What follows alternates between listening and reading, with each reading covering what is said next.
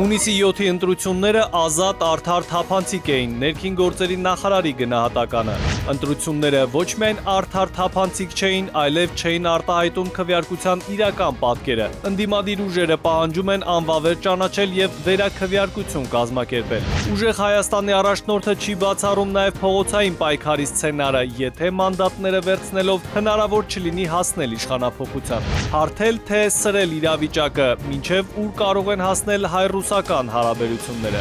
Ակցիզային հարկը կավելանա, կթանկանա նաև գյուղմթերքը։ Գյուղացու բերքը օդից կախված, ցանքսը ապահովագրած գյուղացին ապահով չէ ցրտահարությունից հետո։ Միասնական քննությունների մեկնարկը տրված է, որ առարկաներն են ամենապահանջվածը։ Եվ Կիևյան կամրջով երթևեկը դադարեցվում է հունիսի 17-ից օգոստոսի 29-ը հիմնանորոգման աշխատանքներ են։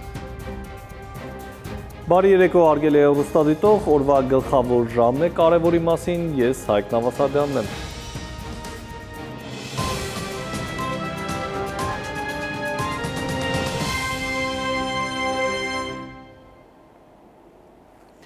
Հունիսի 7-ի խորհրդարանական ընտրությունները եղել են ազատ, արդար եւ թափանցիկ, սա ներքին գործերի նախարար Արփինե Սարգսյանի արձանագրումն է։ Ըստ նախարարի բոլոր քաղաքական ուժերը ունեցել են քարոզարշավի իրականացման համար պատշաճ պայմաններ եւ անկախ նրանից, թե որ ուժն է իրականացրել ինչ-որ պրոցես կամ որ քաղաքական ուժի նկատմամբ է իրականացվել որևէ պրոցես, բոլոր հարցերը արձանագրվել են, հաղորդում է ուղարկվել նախաքննական մարմին, իրականացվում են անհրաժեշտ միջոցառումներ։ Սարգսյանի խոսքով ընտրական օրենսգիրքը թույլ է տալիս բոլոր քաղաքական ուժերին հետևելու ամբողջ գործընթացին եւ հավաստիանալու, որ ընտրական պրոցեսները պատշաճ են կազմակերպվել։ Կարծում եմ այս ամբողջ պրոցեսի արդյունքում ես գոնե թե չեմ տեսել մինչև այս պահը քաղաքական որևէ ուժի կողմից որևէ ներկայացրած արձանագրում, որը կլինի փաստահեն, իրավաչափ եւ նմանատիպ պնդման կհանգեցնի։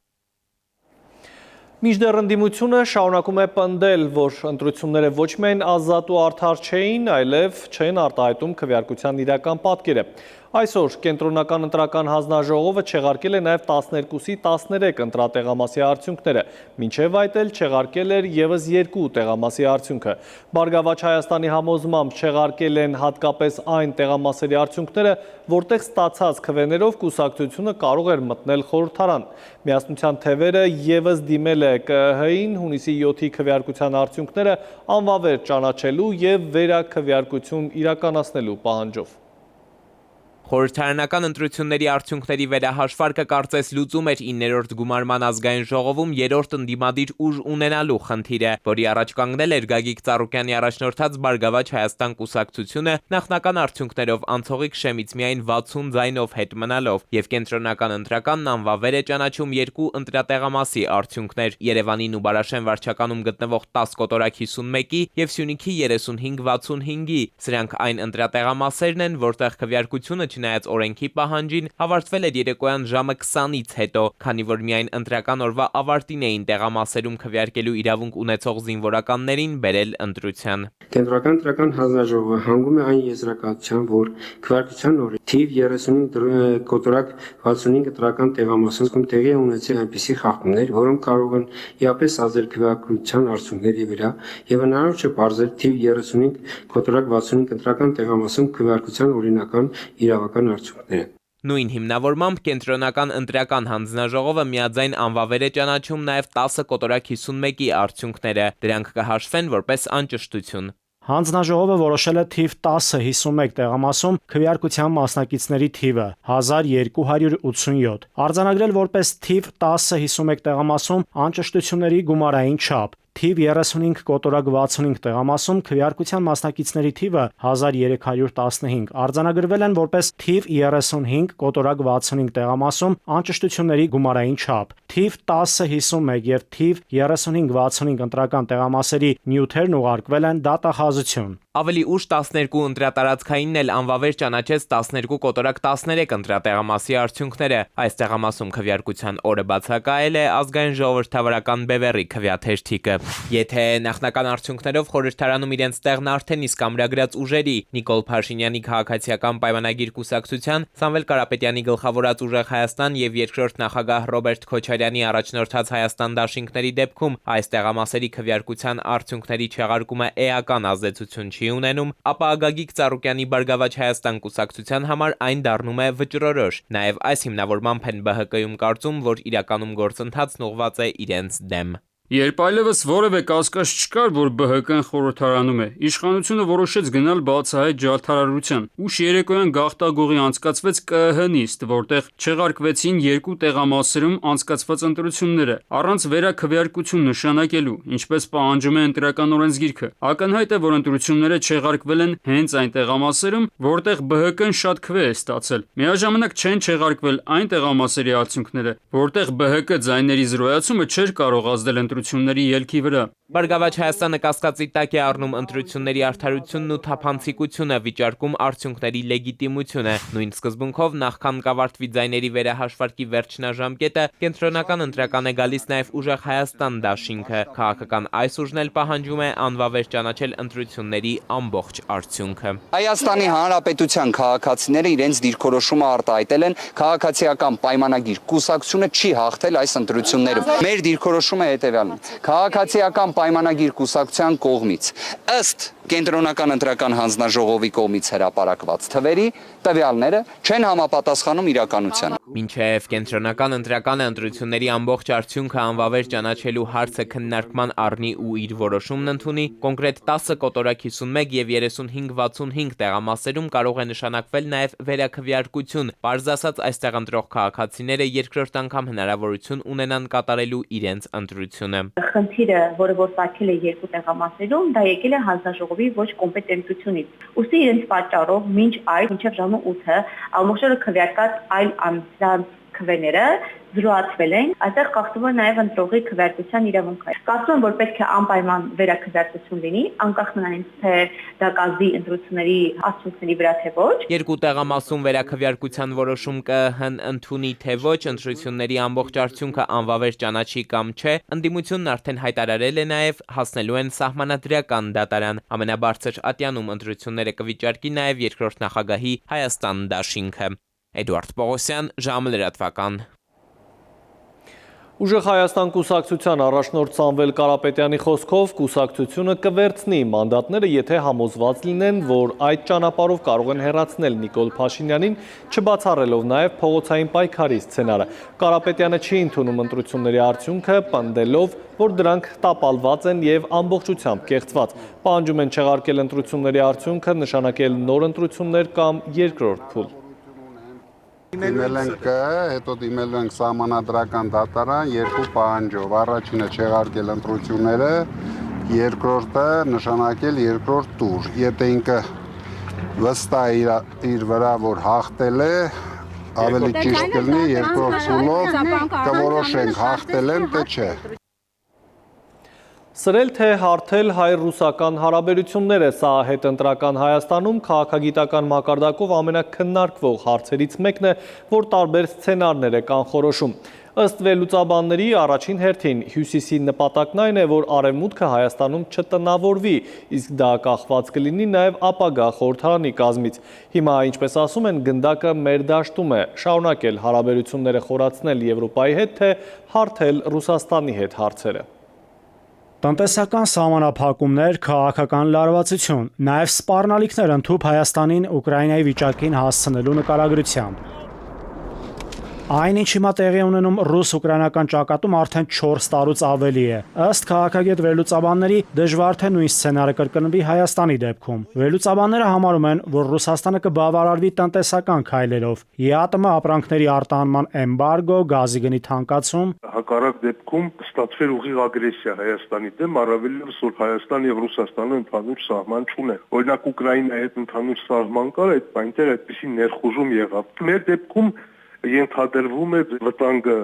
Հայաստանում ռուսական բազան է։ Կարծում եմ Ռուսաստանում այնքան անխոհեմ չեն գտնվի, որ այդ բազան օգտագործեն ագրեսիվ նպատակներով, առավել ևս որ այդ բազան գործում է Հայաստանի օրենսդրության շրջանակներում։ Ճնշումները երևի միտված են կարգավորելու հայ-ռուսական հարաբերությունները։ Ամեն դեպքում ըստ քաղաքագետների Ռուսաստանից հնչող սպառնալիքները իրական են, եւ Հայաստանի իշխանությունները պետք է հաշվի առնեն դրանք։ Պետք է կարգավորել հայ-ռուսական հարաբերությունները եւ ոչ թե սրել։ Վախենալ պետք չի, պետք է զգուշանալ։ Հաշվի առնել, որ Ռուսաստանը սպառնում է մեզ վնասել եւ Ռուսաստանը մեզ վնասելու լծակներ ունի։ Ընդհանրապես ըստ վերլուծաբանների Ռուսաստանին հետաքրքրում է ոչ թե Հայաստանում լինելը, այլ որ տարածաշրջանում արևմուտքը չլինի։ Իրենց ամենաշատը դա է մտահոգում, ես որքան հասկանում եմ, եւ միայն Ռուսաստանին չէ որ դա մտահոգում է, դա մտահոգում է նաեւ Իրանին, եւ այստեղ մենք իսկապես մտածելու բաներ ունենք։ Չեմ կարծում թե պետք է անտեսել այդ սպառնալիքները եւ ուղիղ այսպես ճակատային շարժվել դեպի արևմուտք, անտեսելով վտանգները, առավել ևս որ արևմուտքում է կարծես թե մեզ գրկաբաց չեն ընդունում։ Հայաստանի իշխանությունները մինչև խորհրդարանական ընտրությունները հայտարարեցին, թե կերկխոսեն ռուսական կողմի հետ, կնճռոտ հարցերը կկարգավորվեն, իսկ Պուտինը հետ քայլ կանի ընդառաջելով հայաստանյան իշխանություններին։ Պուտինը կարող է հետ քայլ անել, բայց դրա դիմաց շատ կոնկրետ բաներ կպահանջի Հայաստանի իշխանությունը։ Այսինքն այդտեղ ընկերական նորմալ հարաբերությունները կապ չունեն։ Այնտեղից մեզ հստակ ասել են, որ երկու աթոռին նստել հնարավոր չի լինի։ Այո, կարող են այդ հարաբերությունները կարգավորվել հայ-ռուսական, տնտեսական։ Բայց դրա դիմաց Հայաստանի առջև շատ հստակ պայմաններ են դնելու եւ արդեն կախված կլինի նաեւ այս ապագա խորհրդարանի կազմից կառուցվածքից, թե ինչպիսին կլինի հայկական կողմի պատասխանը։ Ռուսաստանի հետ լարված հարաբերությունները կարգավորելուն զուգահեռ հայկական կողմը պետք է արևմուտքին էլ պատասխանի։ Եվրոպայի դեպքում վտանգն ուրիշ է։ Եվրոպան աչք փակեց ընտրությունների ընթացքում տեղի ունեցած խախտումների վրա, սակայն հենց որ իշխանությունները հետ քայլ կատարեն Եվրոպայից, այնտեղ շատ կոշտ գնահատականներ են հնչելու, ասում են փորձագետները։ Եվ իբր ռուսական ազդեցությունից դուրս եկող Հայաստանը հետագայում շատ ավելի ծանր պայմաններում կմնա հենց ռուսական ազդեցության տակ։ Նաիրի Մուրադյան, ժամը լրատվական։ Վարչապետ Նիկոլ Փաշինյանը շնորհավորել է Վլադիմիր Պուտինին Ռուսաստանի օրվա առթիվ։ Համոզված եմ, որ հայ եւ ռուս ժողովուրդների բազմակողմանի կապերը, ինչպես նաեւ միմյանց ինքնիշխանության եւ պետական շահերի հարգման վրա հիմնված բաց ու կառուցողական երկխոսության երկկողմ պատրաստակամությունը այսուհետ եւս կնպաստեն փոխգործակցության ամրապնդմանը եւ մեր երկրների միջև համագործակցության հնարավորությունների ողջ շրջանակի օգտագործմանը, ասված է ուղերձում։ Առջևում այն մասին, ինչ ենք պատմելու թողարկման երկրորդ հատվածում։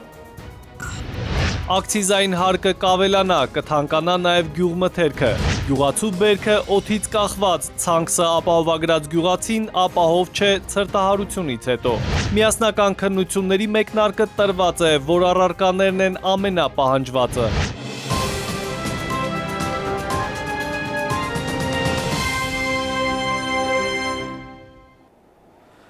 Մենք կրկին ուղիղ եթերում ենք, շարունակենք թողարկումը։ Առաջիկայում որոշ ապրանքատեսակների գնաճ է սպասվում, այդ թվում վառելիքի, գյուղմթերքի ոլորտում։ Կառավարությունը վերանայել է ակցիզային հարկի դրույքաչափը յուրաքանչյուր տարվա համար սահմանելով 3%։ Մասնագետները պնդում են, թե իշխանությունն այս ճանապարհով է գնում, քանի որ բյուջե փող բերելու խնդիր ունի, ու սա ամենահեշտ ճանապարհն է։ Ժամի անդրադարձը։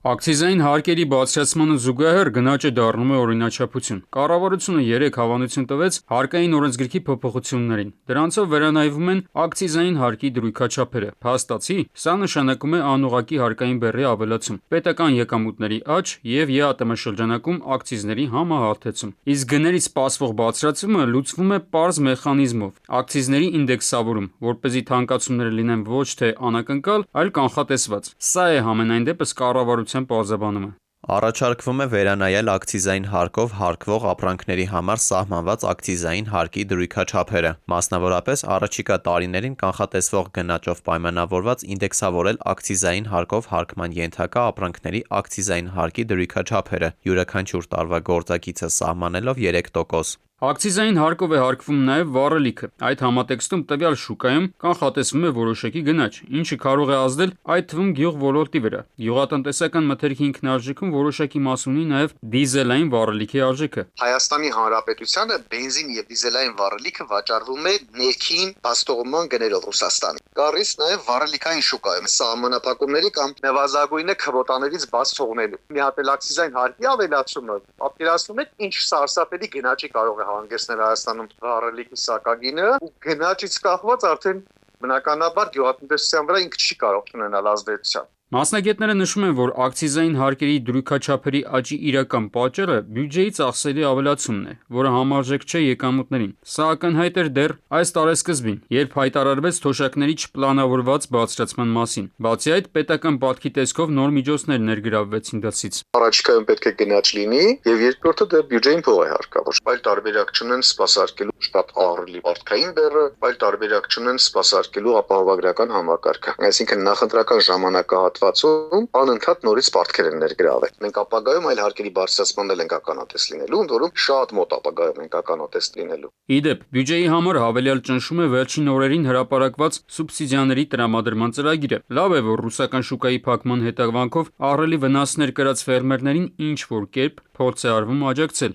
Այլ բան, որ այդ աջակցությունն օդից չի ընկնում։ Ըստ այդմ, բյուջեում հավելյալ եկամուտներ գեներացնելու համար անհրաժեշտ ճանապարհը հենց հարկերի բարձրացումն է։ Նախատեսվում է ծխախոտային արտադրանքի ակցիզային հարկի դրույքաչափերը բարձրացնել յուրաքանչյուր տարի 7%-ով, տաքացվող ծխախոտինը յուրաքանչյուր տարի 30%-ով, էլեկտրոնային ծխախոտինը առաջին տարում 100%-ով, այնուհետև հաջորդող 2 տարիներին 25 եւ 20%-ով, նարգիլեի ծխախոտինը առաջին տարում 40%-ով, այնուհետև հաջորդող 2 տարիներին յուրաքանչյուր տարի 30%-ով։ Կոնյակի ակցիզային հարկի դրույքաչափը 1 լիտրի համար 100%-անոց սպիրտի վերահաշվարկով առաջարկվում է սահմանել 4000 դրամ անկախ տարիքային խմբից։ Իդեպ, ծխախոտի դեպքում կառավարության պատճառաբանությունը ստաբիլ է։ Հարկերի բարձրացումը կարող է նվազեցնել այս վնասակար արտադրանքի սպառման ծավալները, սակայն աշխարհում մինչև այս կիրառված պրակտիկան ցույց է տալիս, որ ծխախոտային արտադրանքի գնաճը որևէ կերպ չի նվազեցնում դրա սպառումը։ Ուրիշ բան, որ էականորեն ավելացնում է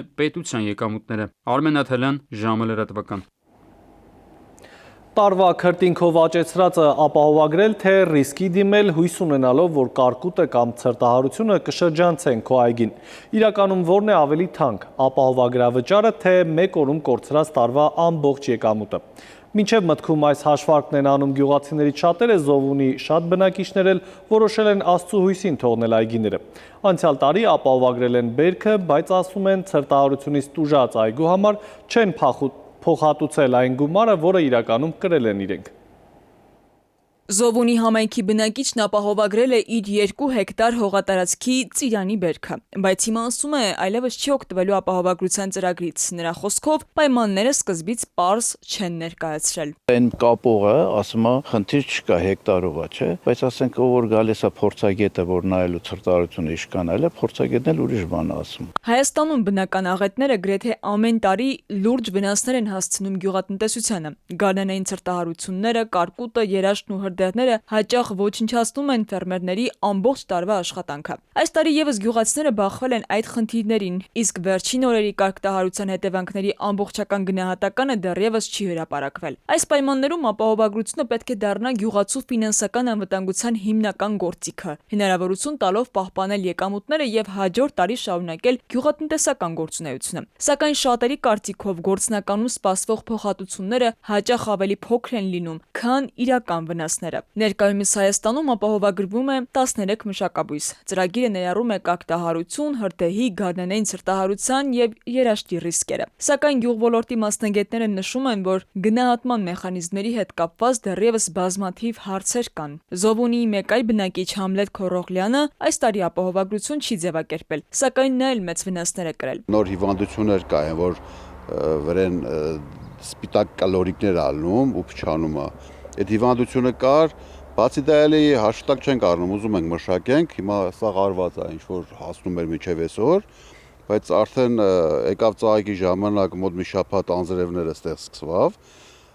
դրանից հետո անմիջապես ցրտահարություն եղավ ու հիմա նայում ես ամեն մի ծառի վրա երևակայի 5-10 հատ ցոգոր կճարվի վրա։ Առնենք գոնե որ մենք դուրս վերենք միջև պետությունը օգնի, մենք կարանք բուժում անենք։ Եթե չէ, չեմ կարող բուժում անեմ, ընդհանրապես սրան արել եմ 2 բուժում, ու էլ չեմ կարող։ Մի 3 հատ էլ պահանջում է ծիրանին գոնե, մի 3 հատ էլ պահանջում է, որտեղ հիմա լավ վիճա, պետք է տրակտորով սրսկվի, դե ձեռով հնարավոր չէ այսքանը սրսկել։ Դե տրակտորով սրսկել է բուժու դեղերը ամեն մի փունջը սրսկելու մոտավորապես մի 30-40 հազար մենակ դեղին է փող պետք։ Հայաստանի տնտեսության կարևոր ճյուղերից գյուղատնտեսությունը ապահովում է երկրի համախառն ներքին արդյունքի շուրջ 15%-ը։ Մասնագետները շարունակում են պնդել, այս ոլորտի կայուն զարգացումն ու գյուղացիական տնտեսությունների պաշտպանությունը կարևոր նշանակություն ունեն ոչ միայն առանձին համայնքների, այլև ամբողջ երկրի պարենային անվտանգության համար։ Քնարիկ Պետրոսյան, ժամը լրատվական։ Ինչ անել, որ առավոտյան տնից աշխատանքի, երեկոյան տուն բերող ճանապարհը մի քանի ժամ չտևի։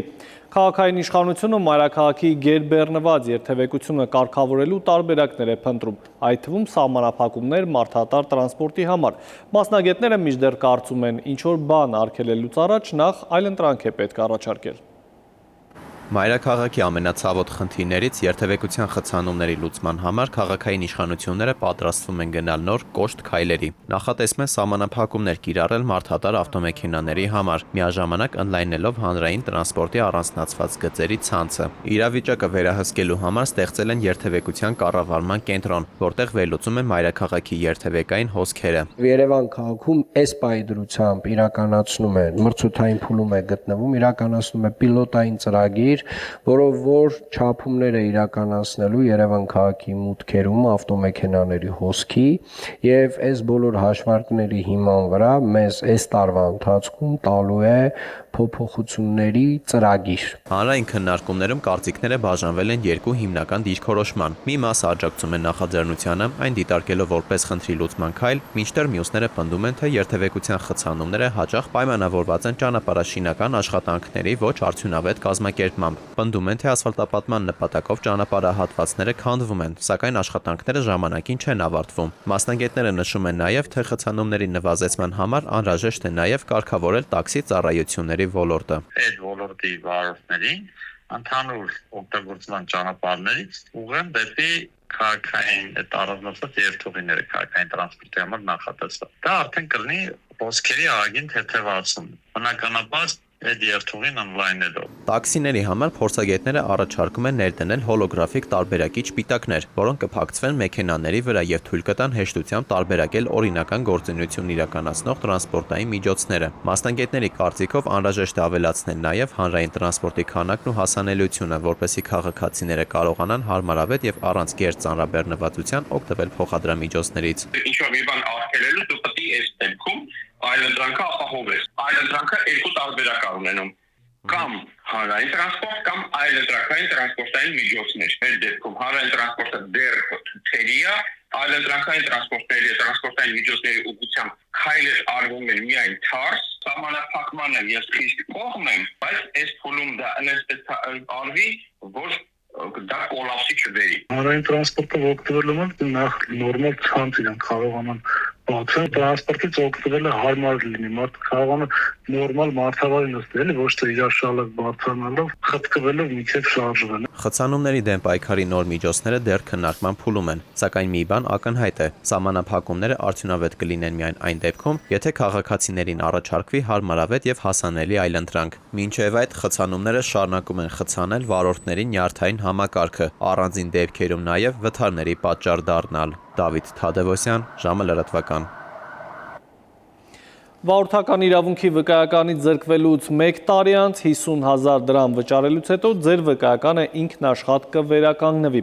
Սկզբի համար 1 տարվա կտրվածքով կունենաք խախտումների դեպքում հանվող 6 միավոր։ Եթե այս բալերը չսպառվեն, ապա հաջորդ տարի կստանաք 13 բալ, ինչպես մյուս բոլոր վարորդները։ Հակառակ դեպքում նորից 1 տարով կզրկվեք վկայականից եւ այդ ժամկետը լրանալուց հետո կհանձնեք քննություն։ Կա կարծիք, որ սա կարող է հանգեցնել երթևեկության որակի ավելի վատ թարացման։ Անցած տարվա կտրվածքով գերակշիռ մասը հենց եղել է խմացության հիման վրա զրկման դեպքերը եւ ըստ էության այս ամբողջ թվակազմի մեջ գերակշիռ մասը հենց այդպիսի պատկերը պիտի լինի։ Ես ուղղակի կխնդրեմ, որ մենք ամնիստիա տերմինը չօգտագործենք, որովհետեւ իրականում մեր վերած նախաձեռնությունը տարբերվում է տարբեր քաղաքական ուժերի կողմից հնչեցված այդ համաներում ինստիտուտից, որովհետեւ մենք մոդելային փոփոխության ենք գնում։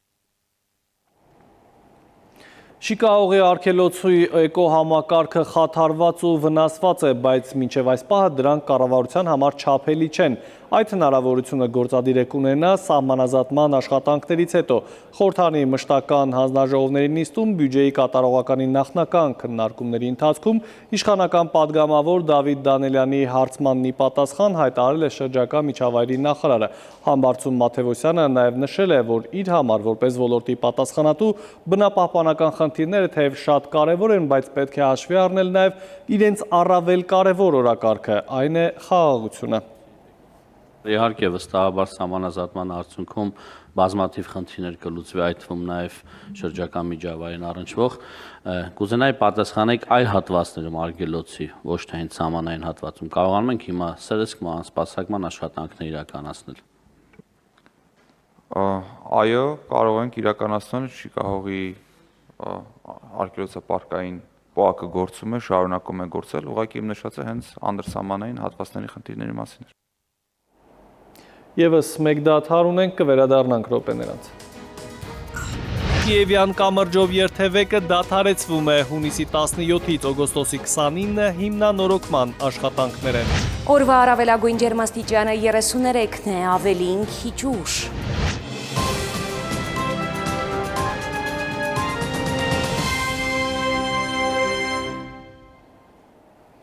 Մենք վերադարձանք, դուք դիտում եք ժամի գլխավոր թողարկումը։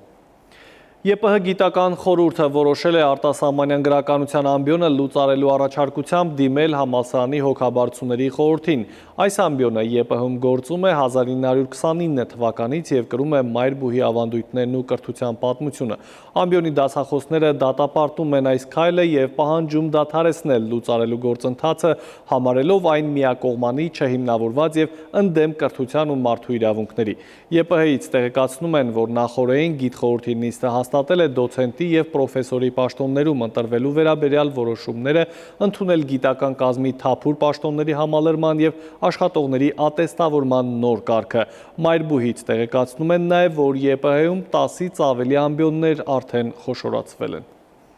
Կարգան դասավանդվելու է, բայց դասախոսները իբր թե պիտի գնան ամեն մեկը, չգիտեմ ինչ որ համապատասխան ամբիոն, իսկ այդ ամբիոնում նրանց կյանքը եւ գոյաբարումը շատ բարդ է, երբ որ կայանում է կառուցվածքային խոշորացում, չի կատարվում փակելով ինչ որ մի ամբիոն։ Որոշակի խոշոր յունիտ է հայտարարվում, որ այսպեսի մի կառույց եւ հայտարարվում է, որ այսպես ինչ ամբիոնները միավորվում են մի կառույցի մեջ։ Բայց եթե անգամ այդ որոշումը մտնի ուժի մեջ, բոլոր դատաիրավական գործընթացները դնելու են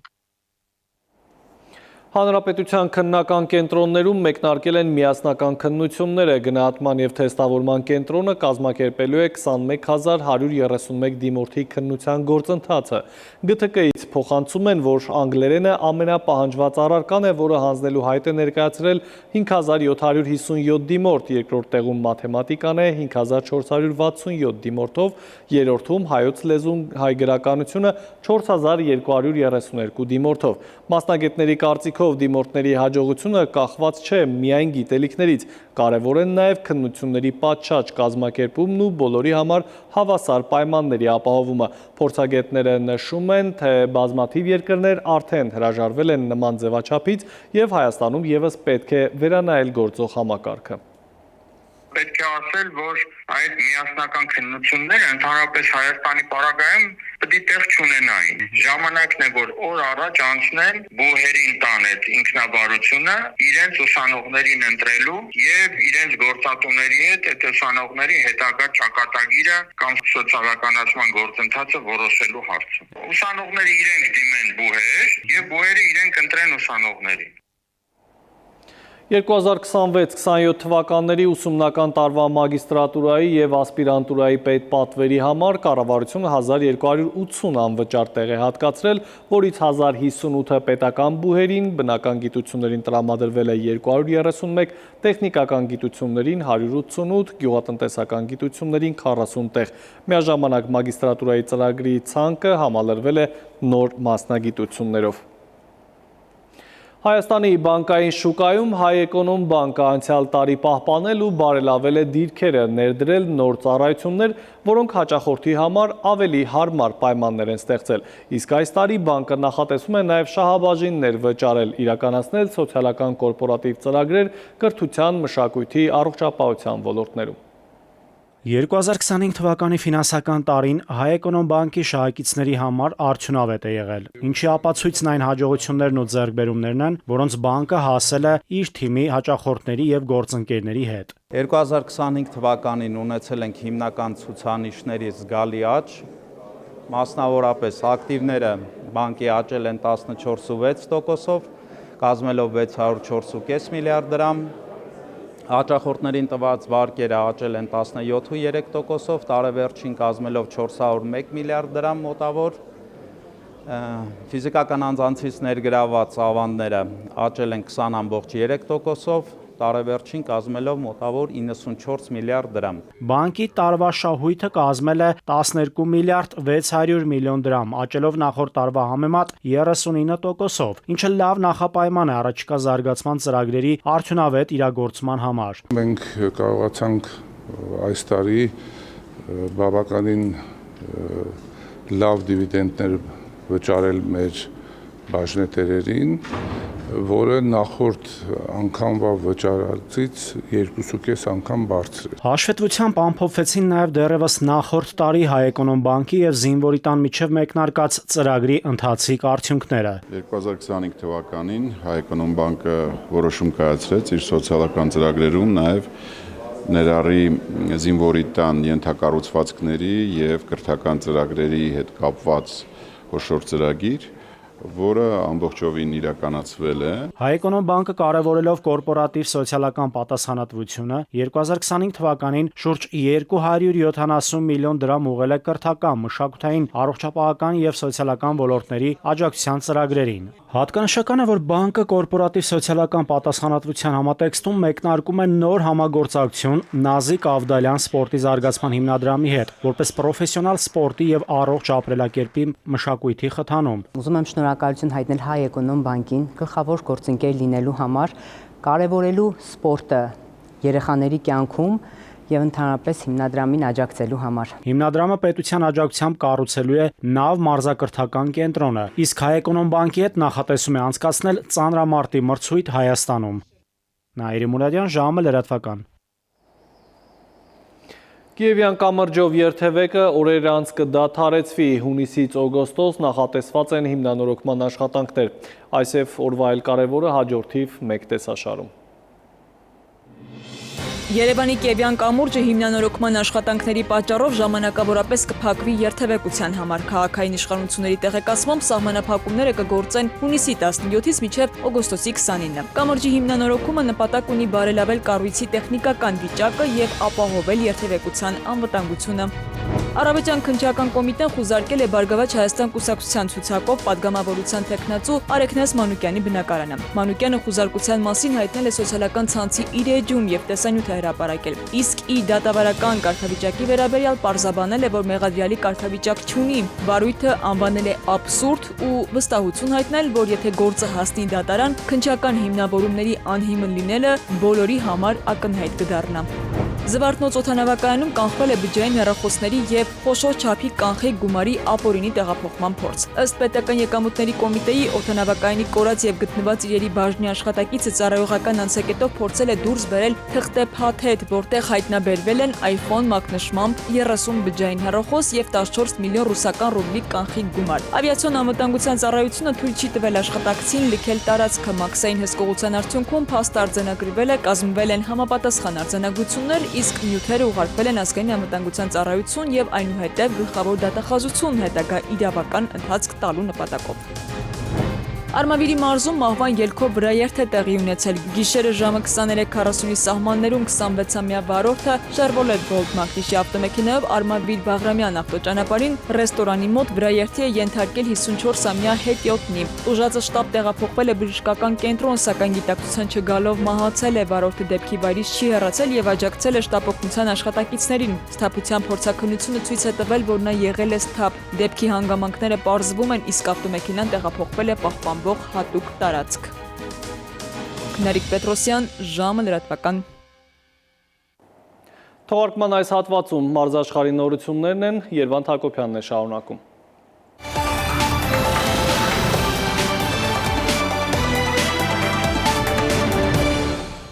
Բարի երեկո, սպորտի ժամն է, Քարամյակի ֆուտբոլային գլխավոր իրադարձությունը սկսված է Մեքսիկայի Ացտեկա մարզադաշտում շքեղ շոուով մեկնարկեց Մունդիալ 2026-ը։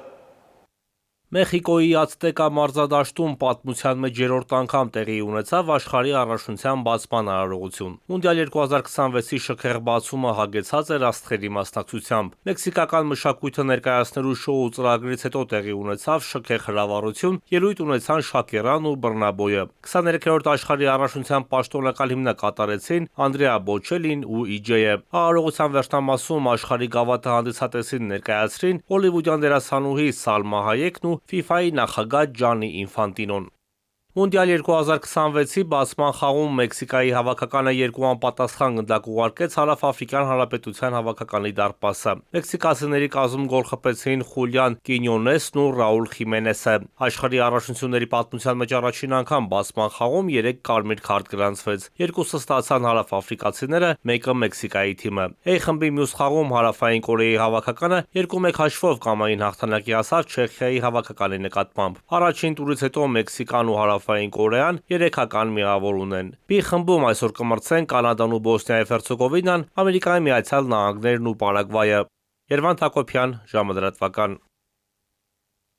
Թենիսի Հայաստանի հավաքականը շարունակում է նախապատրաստությունը Ծաղկաձորում կայանալիք Դեվիսի գավաթի խաղարկության 4-րդ ենթախմբի հանդիպումներին։ Հավաքական թիմն այս օրերին հավաք է անցկացնում Ծաղկաձորում։ Դեվիսի գավաթի խաղարկությունում Հայաստանի հավաքականի մրցակիցները կլինեն Ալբանիայի, Մոլդովայի, Մալթայի, Սան Մարինոյի ու Իսլանդիայի հավաքականները։ Մրցաշարը կմեկնարկի հունիսի 16-ին։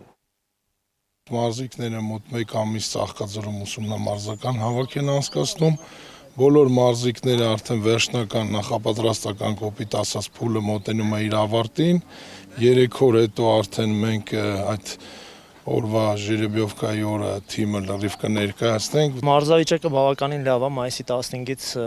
ուսումնամարզական հավաքներ ենք անցկացնում այստեղ։ Գրեթե բոլորին ճանաչում ենք,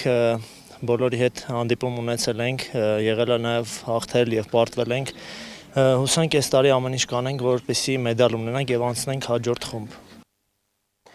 Մադրիդի Ռեալը հայտարարեց Ջոզե Մորինյոյի ակումբի գլխավոր մարզչի պաշտոնում նշանակվելու մասին։ Պորտուգալացի մասնագետի այդ պայմանագիրը նախատեսված է մինչև 2029 թվականի հունիսի 30-ը։ Մորինյոն նախկինում գլխավորել է Մադրիդյան ակումբը 2010-ից 2013 թվականներին։ Այսքան ամարզական նորություններից մաղթում եմ հաճելի հանգստյան օրեր։ Եվ եղանակային կանխատեսումներ, ինչ սպասել հանգստյան օրերին, ավելին գիտի Լիլի Հովերը։